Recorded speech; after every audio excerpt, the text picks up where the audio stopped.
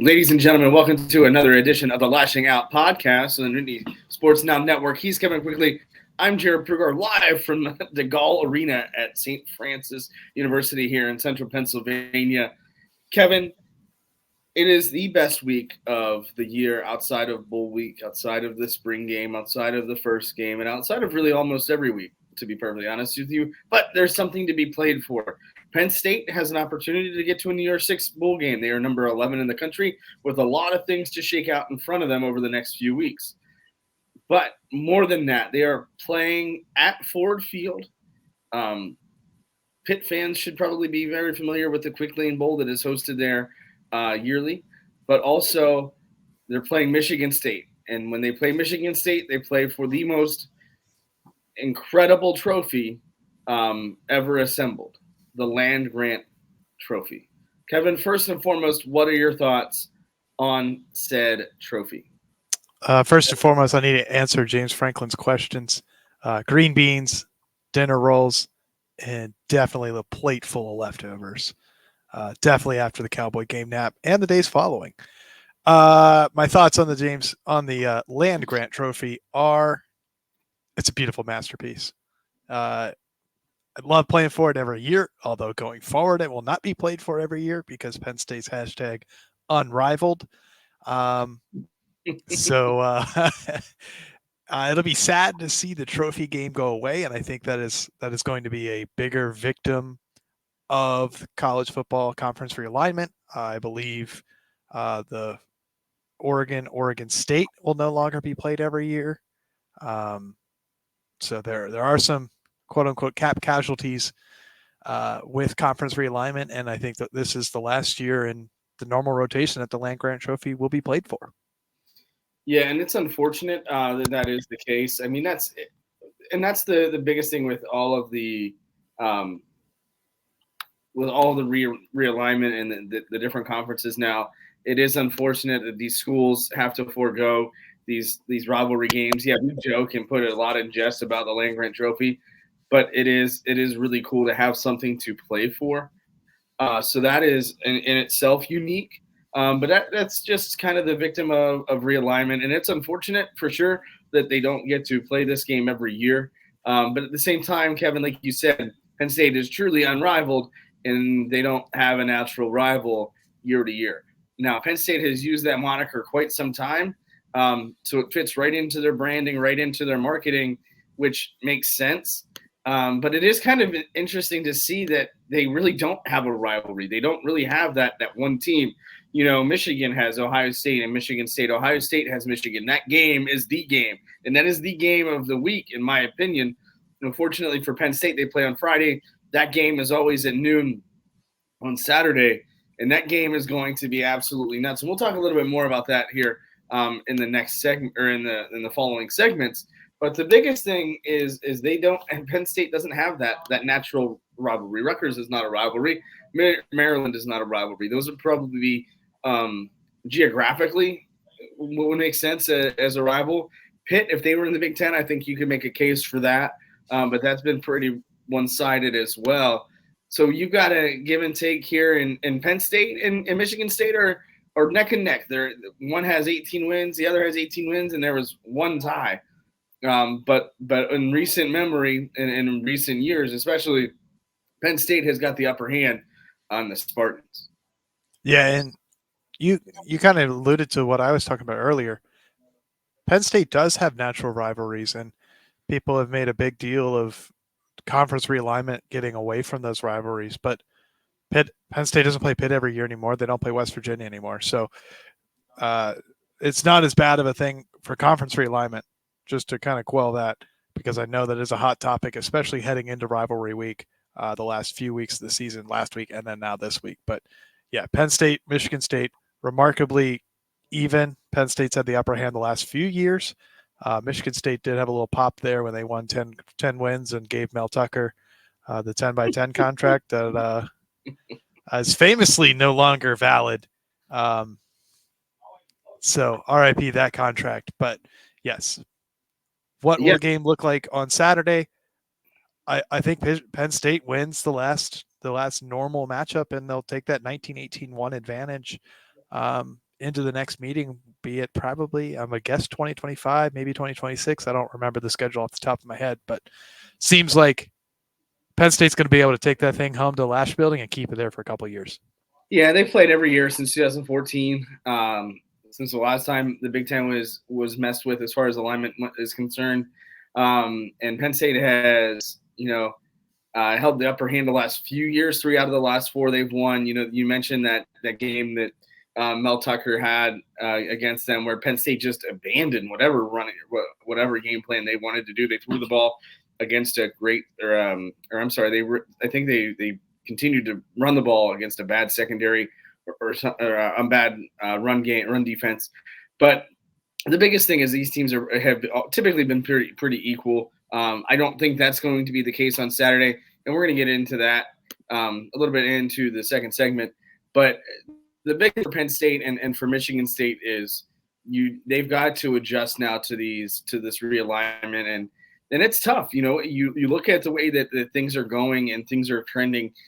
Realignment is far from over. There's going to be a lot more situations, and maybe you develop a new rivalry. Maybe it's you develop something different with one of the new teams where you're playing them every year. And I think that matters. That should be something that would be impressive and something that could be fun for all the fan bases, because these fan bases really don't have a lot of history together, like Penn State USC, Penn State UCLA, Penn State Oregon. Play for a Golden Duck or a Duck Lion. I don't know, or a Trojan Duck. Is that a Liger? Is that similar to a Liger from Napoleon Dynamite? A luck. It would be a luck, a lion and a luck, or a lick. Oh, that sounds terrible. Let's not play for a lick. Yeah, maybe a Duan or something. I don't quite know, or whatever. But the biggest thing for Penn, or a Bruin or something like that. But that's the thing. You don't really have that now, and that's you see some of those rivalries go away and some of those matchups go away that have been fun. I remember going to a game when I was in college at Beaver Stadium, Penn State, Michigan State, last game of the year, and the wind was swirling, it was snowing, it was absolutely miserable. But you always knew that they were going to play that last week of the season, and I think that's really, and that's how it should be. But again, we don't get to make those decisions, and that's kind of the way that it is for the time being. Yeah, and with the way the Big Ten schedule is laid out, it's only laid out for the first 3 years, I believe. So if the Big Ten wants to make a change after the 2026 football season, or between the 2025, 2026, whenever they release the 2027 and beyond schedule, there is an opportunity to change how it's going, because there's going to be a 3-year trial period. Maybe the Big Ten adds 2 more teams to get to 20, and then they have to redo this whole thing again. So it's not set in stone, but it's definitely, there's opportunity there, and we'll see where college football goes from there. It's going to be interesting to see. I don't think a realignment is done. I'm interested to see what the move is with the ACC and the Big 12.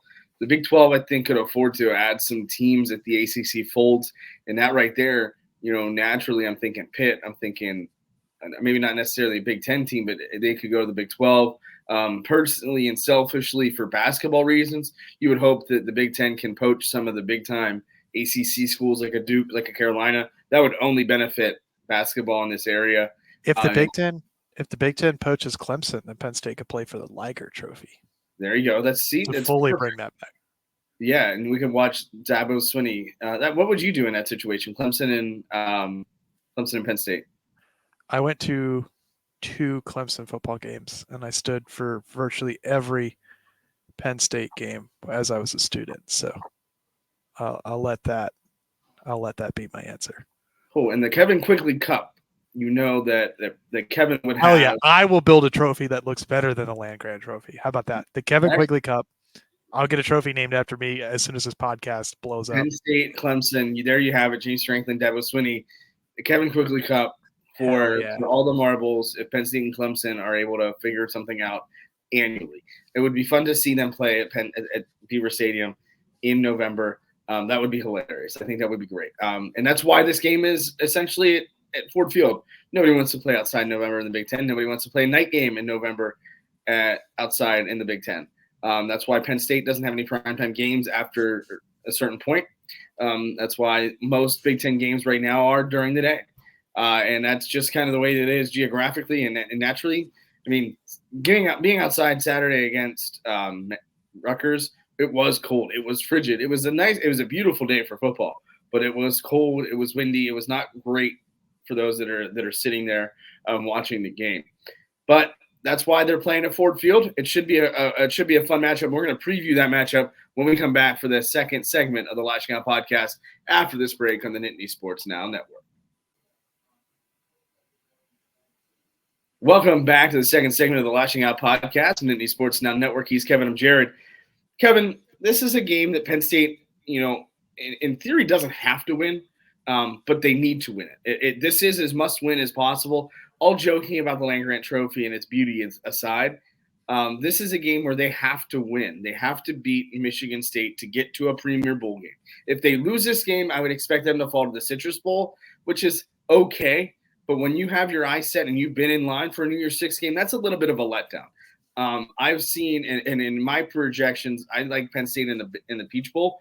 From a selfish standpoint, Penn State in the Peach Bowl would be great. That's the one bowl game they have not played in. As far as the New Year's Six, that's the one bowl game they haven't won as far as the New Year's Six. If they were to win that game, they would be the first team in college football history to win all 6 New Year's Six games, which is an impressive feat.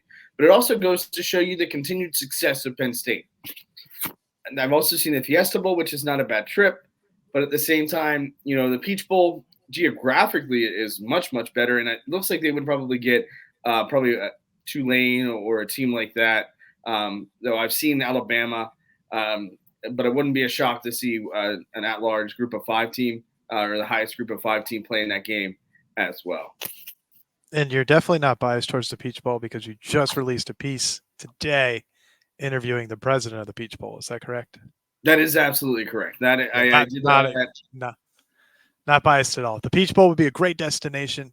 And I did hear some chatterings. I was listening to Pat McAfee show, AQ Shipley, notable Penn State alum.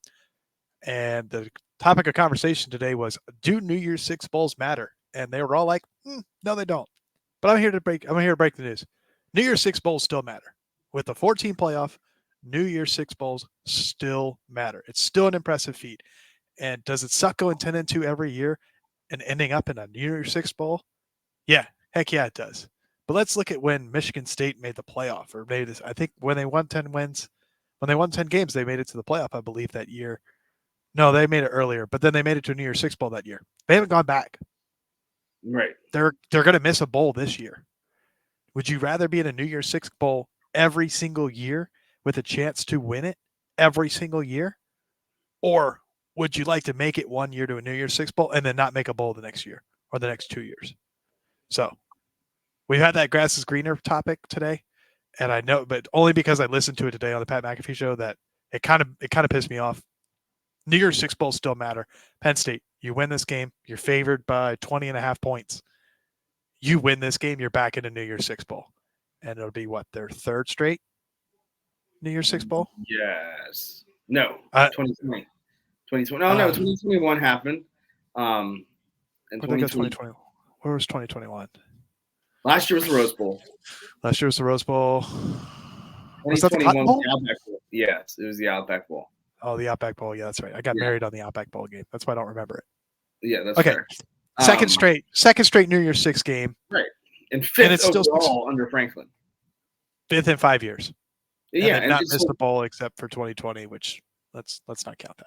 Yeah, and that's an anomaly. But when you look at it in that way, the 5th time in 10 years of James Franklin, he's going to New Year's Six game 5 out of half the time.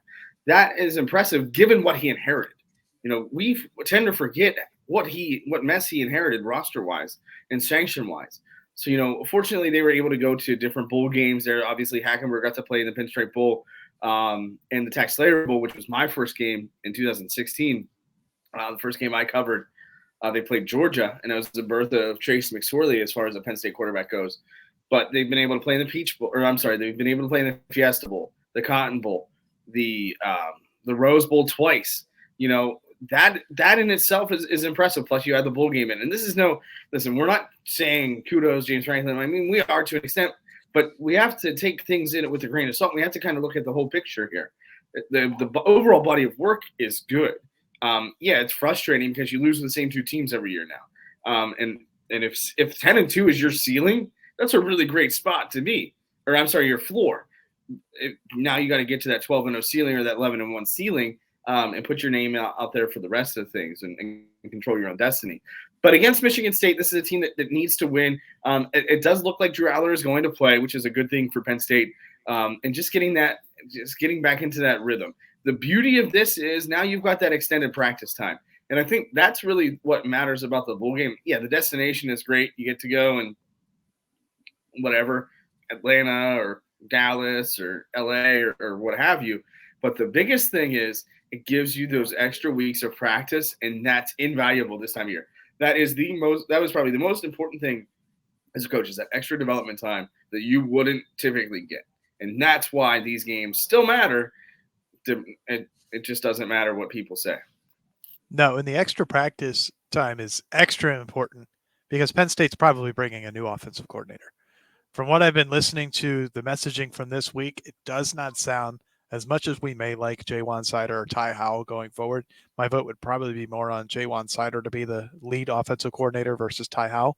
But from what it sounds like, it doesn't sound like that those guys are, I don't want to say even getting a shot, but it doesn't sound like they're even getting a shot to become full-time OC. It's from what I said, it's from what I was listening to from James Franklin talking, is a lot of outside coach searching. They're trying to find a guy who's been an offensive coordinator before, who's had success at a big-time program.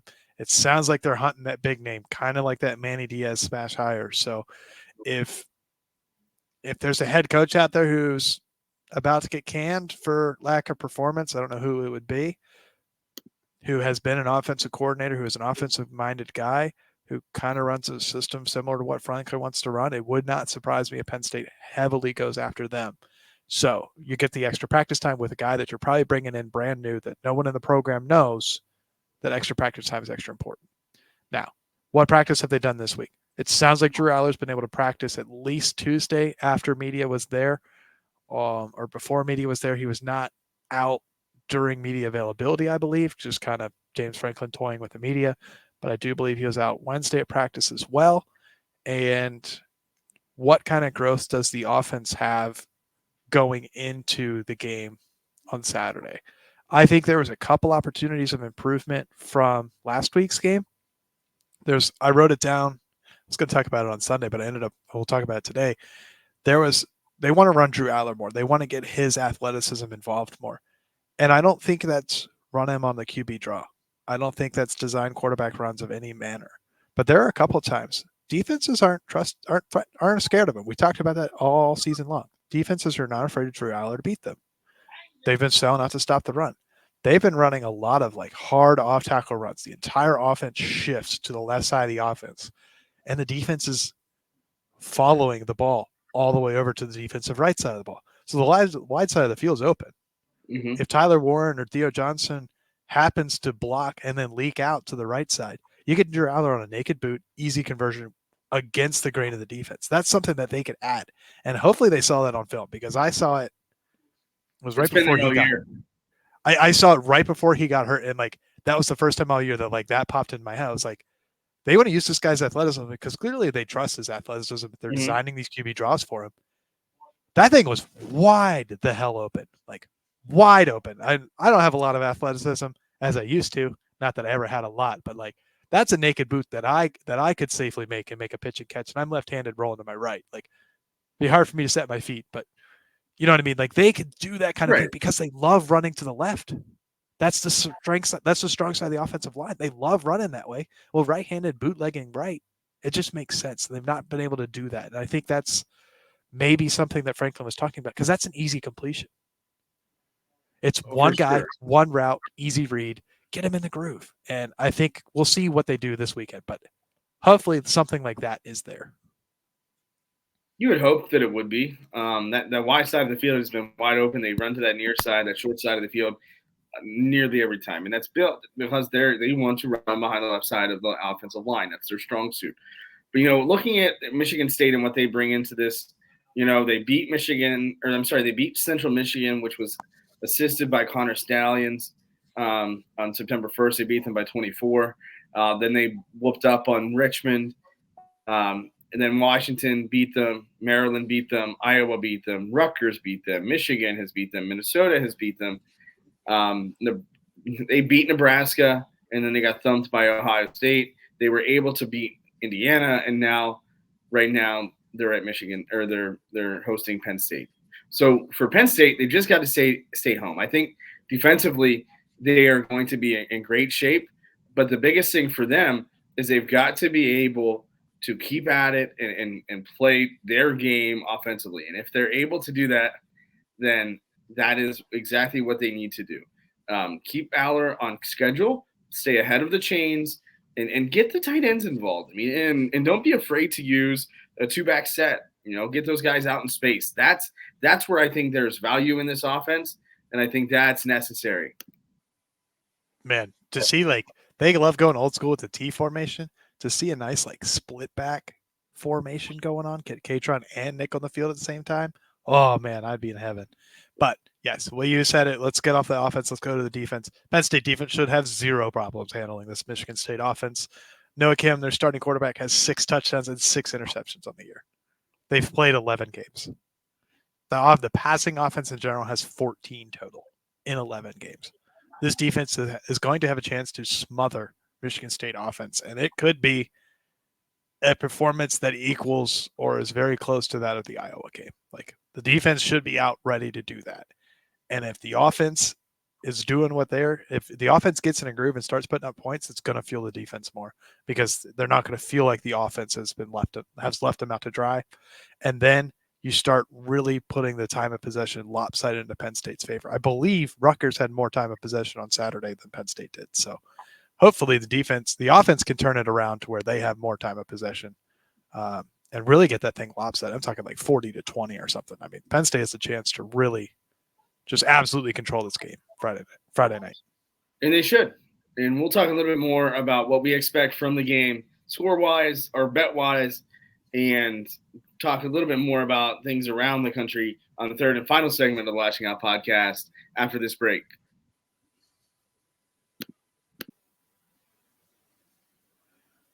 Welcome back to the third and final segment of the Lasching Out Podcast and then Nittany Sports Now Network. I'm Jarrod. He's Kevin. Kevin, let's get into it. Where are we at bet-wise for us on the season? We've not had a bet since Maryland, and I won that one. So I believe I'm +1 on the season, but it's been a couple weeks since we've had one. So, and quite frankly, I've been doing this off of memory, and I'm kind of slacking. All right, so this one's for all the marbles. We're just going to tie it up since you're not competent enough to remember. This one. I said I'm +1. You're doing it out of memory. You haven't written it down. I haven't written it down, but I'm +1 for sure. That's because we were tied going into Maryland. Because Maryland was Maryland the 6th game. Let's see, what game of the season was Maryland? That was the 9th game. Yeah, 9th game. I'm +1. We were tied going into Maryland, and I won the bet. Right. I'm +1. Well, then the bowl game will be for all the marbles if I don't win this one, or if I do win this one. So what do you want the bet to be for this? Do you want to do score first before we do? Yes, we'll go score. I have them at 41-0. 41-0. Yes. I have, let's see, game spread. I did actually have to change the spread or over under from last week. Still Penn State -20.5, over under 42.5. I do see Penn State giving up 6 points on defense. Actually, we'll do 6 points. 42-6, Penn State. All right, so I think that's the bet. Michigan over 3. Michigan State over 3. You win. Michigan under 3. I win. I'm cool with that. I was going to do Drew Aller passing yards. Do you want to do 2 bets? No, because we don't know if Drew Aller is going to play. Okay, we're cool with that. All right. There over you under Michigan State _3. It's a tough bet. I will admit I've taken a lot of the tougher ones. Thank you very much. Yeah, only because I took the mega ones. I put mega swings early in the season. That's right. But let's get into it. We got some Egg Bowl tomorrow, or I'm sorry, on Thursday. Ole Miss and Mississippi State. This is a big one for Ole Miss. Lane Kiffin's come under fire with a little bit of stuff on their campus with some allegations that he's essentially racist and treats white players differently than black players. Whether that it is going to come to anything meaningful remains to be seen. Then you've got Penn State, Michigan State on Friday. TCU at Oklahoma on Friday as well. That game is at noon on Fox. Kudos to Fox for taking that for big noon on Friday. Penn State, Michigan State will be on NBC at 7:30. Speaking of NBC, Notre Dame re-upped with them. Take that for what it's worth down the road as things happen throughout conference realignment. You got Iowa, Nebraska. Nebraska is a 2.5-point underdog, and this game. Oh, they're a favorite. They're a favorite. Right. They're 2.5-point favorite. That's right. I misread that. And Kevin, do you happen to know the spread on that one? Oh, I'm sorry, not the spread. The over-under is 26.5. Jeez Louise, man. And this is for Nebraska to get bowl eligible. They've got 5 wins. And Iowa's on their way to the Big Ten championship. How mega of a win would that be for Matt Rule at Nebraska? That's a momentum-building win. That would be great. If in year one, that would be absolutely phenomenal for Matt Rule. You've got Texas San Antonio against Tulane. How is that only a 3.5-point game? Because Texas, Utah is still 8-3. Yeah, but if you're the 23 ranked team in the country, like they say Tulane is, you better be more than a 3.5-point favorite at home against UTSA. In mid-major, and for being in that group of 5. And you've got Missouri at Arkansas, Texas Tech at Texas, Oregon State at Oregon. That game is very meaningful for a lot of things in the Pac-12. That's Friday night, the Civil War. Ohio State, formerly known as the Civil War. It's not called the Civil War anymore. It'll always be the Civil War for me. Like the Red River Shootout is the Red River Shootout, not the Red River Rivalry. As much as I love alliteration, I would much prefer it to be a shootout. Louisville against Kentucky.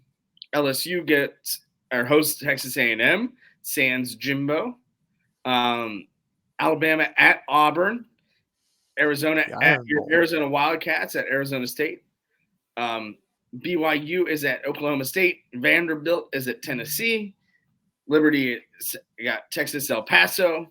Liberty is undefeated. They're 11-0. They are currently number 25. So if Tulane were to lose, that I think would set up Liberty as potentially playing Penn State in a bowl game. Go figure. That's a Virginia school, Lynchburg. It is a Virginia school. The Apple Cup, Washington State and Washington, Florida State and Florida, Notre Dame, Stanford. The band is definitely not going to be on the field in that game, although the band might put up a better fight than Stanford at this point. Georgia at Georgia Tech, Clemson at South Carolina, Iowa State, Kansas State, North Carolina at NC State. And there you have it for the last week. To show you how bad of a Clemson fan I am, I don't even know what that game's called. I know it has a title, but I don't even know what it's called. But we did miss a game, and I think we do need to make a prediction on it. The game. Yes. The game.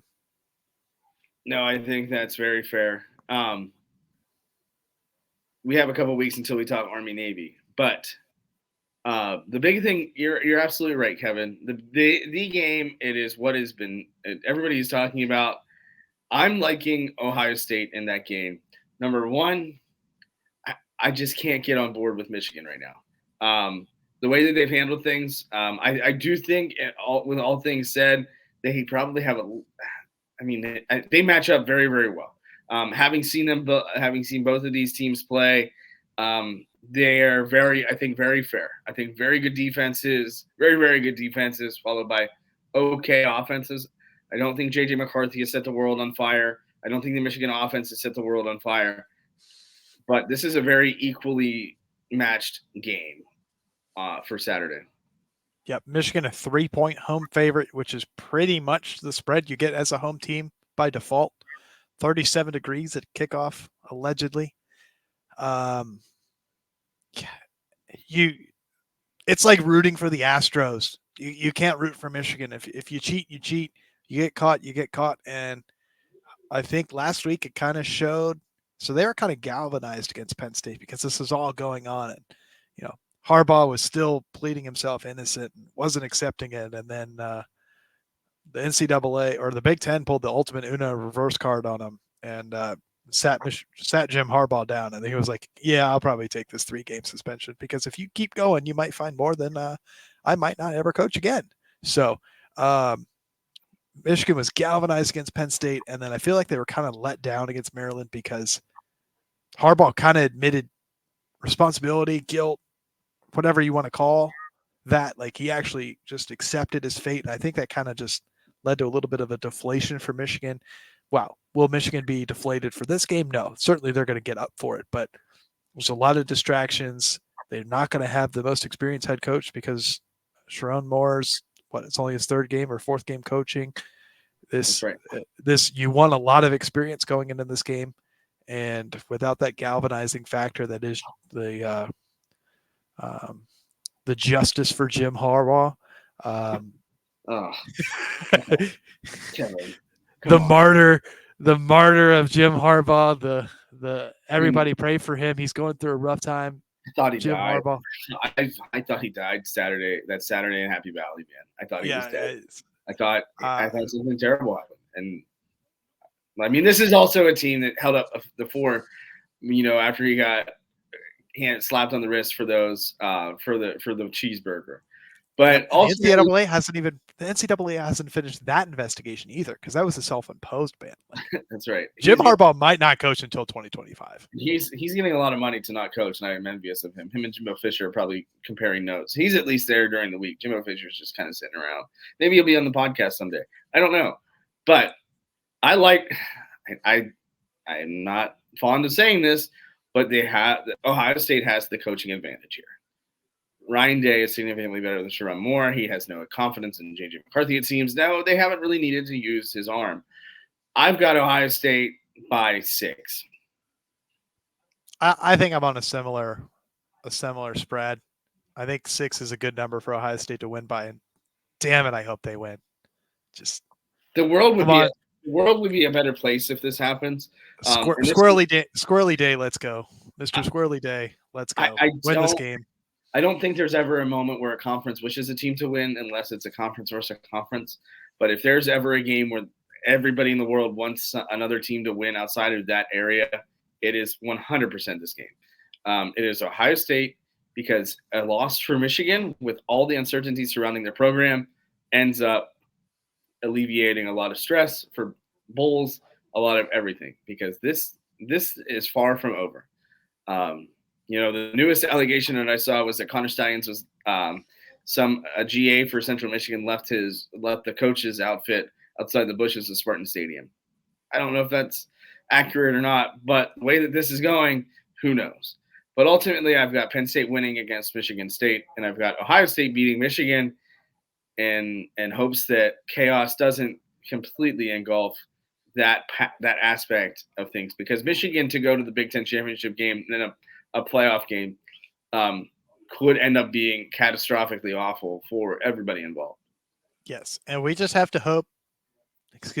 I just have to hope that even whoever loses this game, that Florida State also loses to Florida, so that the committee is not even tempted to try to put Florida State in the college football playoff. They finally fell out of number 4. You texted me, and I responded with a leprechaun dancing because of how happy I am that Florida State is no longer in the top 4. They're finally falling out, but the problem is they're sitting right there at number 5. That's right. And I don't know if Texas or Oregon has enough of a jump to do it, because if the committee actually looks at the games, the win over Alabama for Texas, Alabama was a different team then. And I don't know if the committee would be ballsy enough to put Alabama in over Texas should Oregon and Texas not make a resume. There's so much that can happen, and we are going to be here every step of the way. For Kevin Quigley, this has been Jarrod Prugar on the Lashing Out Podcast and the Sports Now Network. We'll talk to you again later this week.